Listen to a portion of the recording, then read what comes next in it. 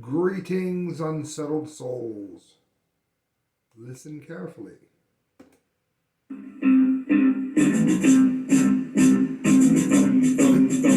If you know what that music means, then you're a fan of the show. And welcome aboard. If not, it means that you're watching the correct views and that it is time for the Dunce Cap of the Month award winner.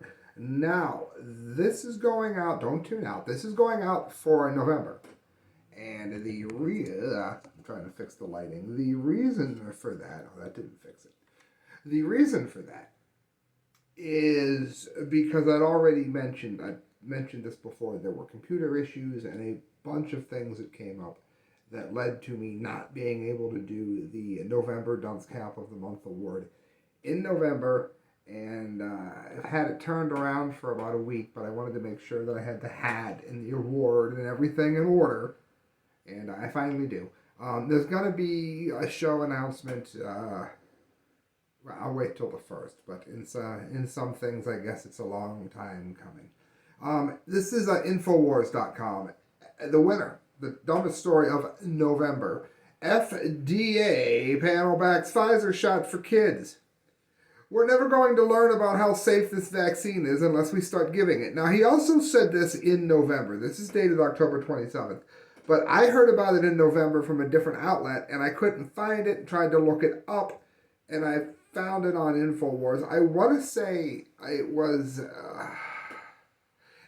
someone on Drudge that I had seen it before, which means it was probably some left piece of crap. But just the same, it doesn't matter who breaks the story. It matters the truth of the story.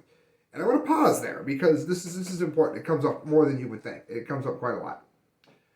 People will say that, well, I don't like that outlet, so I'm not going to believe the story. Now, that can be true with some outlets like CNN, which have repeatedly been found. Well, you can even use CNN as an example, even though, let me do this a different way. Even CNN falls into this category.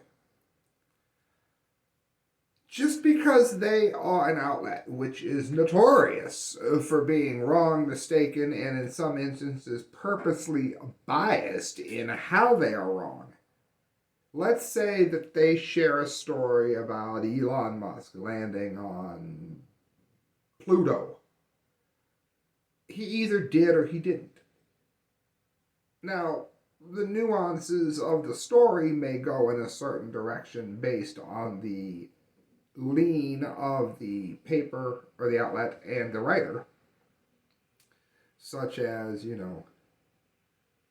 leftist hero Elon Musk has done a wonderful thing, and some other outlet will say the greedy corporate freak went to Pluto. You know what? I get it. There's a slant and a lean, but a story is pretty much true or not true on its basic facts, regardless of where you get it from. And this is also true if something is aggregated.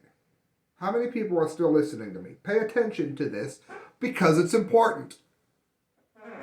If an aggregate site like a Drudge Report leans far left anymore, and of course, Breitbart leans a bit to the right, you can tell which stories are opinion pieces and which are actual fact. Like those reporting on the death toll, for instance, in Kentucky from the earthquake, which I hope all of you are likewise praying for the victims of.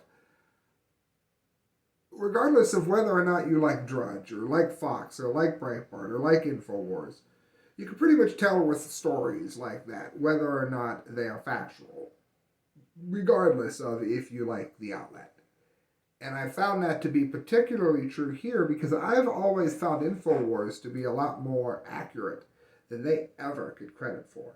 And the amount of things which they have broken and talked about far in advance is almost too much to even cover. But I want to get this in within the 10 minutes, so we're going to get into this. But I wanted to explain that there because there's sometimes a disconnect. And I hope I cleared it up well. The FDA Vaccine Advisory Panel on Tuesday voted unanimously 17-0 in favor of shooting up kids 5 to 11 with Pfizer's experimental mRNA injection, with panelist Dr. Eric Rubin, the winner of the Dunce Cap a Month award, stating, "We're never going to learn about how safe his vaccine is unless we start giving it." Now, there are ways to do the test to be able to tell whether or not the risks are going to be astronomical or variable or acceptable or whatever term you're using in the study on any given day. When we saw, what was it 4 people died of the polio vaccine or something at first and they immediately stopped it? That's not what we're seeing here.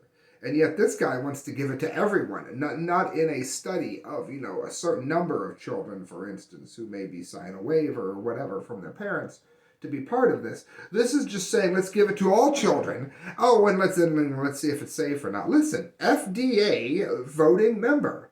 We're never going to learn how safe the vaccine is until we start giving it. That was on Technofrog. Here's the full context of it. Jesus, Dr. Rubin on FDA panel, we're never going to learn how safe this vaccine is unless we start giving it. He said, urging panelists to vote for it. That's just the way that it goes. That's just the way that it goes? That's not the way science has ever done this. What are you talking about, the way that it goes? It's never gone this way before. After releasing a 32-minute detailed presentation documenting his shocking findings when analyzing the Pfizer COVID vaccine, Dr. Richard Fleming joined Alex Jones to talk about, it goes into detail about that. The panel voted in favor of experimenting on tens of millions of helpless children with zero long-term data on side effects because 96 million children between the ages of 5 and 11 have died with COVID-19, they claimed of. And all have names, and all had mothers, to quote the emotional gobbledygook uttered by panelist Patrick S. Moore. The same panel also said, to me it seems that it is a hard decision, but a clear one. Patrick Moore, a University of Pittsburgh microbiologist and committee member, he noted that 94 million children. Members of the FDA's vaccine advisory panel supported Moderna's booster dose, even though the evidence of it was from a small study and with mixed results. It's more of a gut feeling rather than based truly on serious data. Oh, that makes me feel a lot better. The data itself is not strong and is certainly going in the direction that is supportive of this vote. So here is what I am sending to the great Dr. Rubin. Now, I need you to take a good look at what he looks like, or you're not going to be able to analyze my hat, which I'd like you to do. Here's my hat. This is going to be trimmed and mailed to him, of course, like they all have, and you can help support it at thecorrectviews@hotmail.com. Mengele approved. If you don't know who Dr. Mengele is, he's a Nazi doctor. Give him das candy too. That's what Mengele used to do to lure the children. Look at that drawing of, that looks like a combination of that man and Hank Hill. I did great. We're never going to know. Let's start poking. Quack, quack. Or whatever he said. That's my duck. Whatever he said, I mean. There's the nurse's sign. Symbol crossed out. There's always at least one of those, And there's a snake on a pole. Sounds stupid to me. The award that he is going to be sent. A bling, that's a good one. Let me put the focus on that. Hold on, you'll be able to see it real good in 2 seconds. There you go. The Dunce Cap of the Month, I got to hurry up and read this. The Dunce Cap of the Month is awarded to Dr. Eric Rubin for what may prove to be the quote of the year. Quote, we're never going to learn about how safe the vaccine is until we start giving it. A new level of quackery has been reached, I wrote. And coming out of his head is a thought bubble that says, just wait until you hear my bedside manner. Thank you for listening, friends. It's The Correct Views. Dunce Cap of the Award winner for November of 2021 has been late, but given as promised, and I got it done in 10 minutes.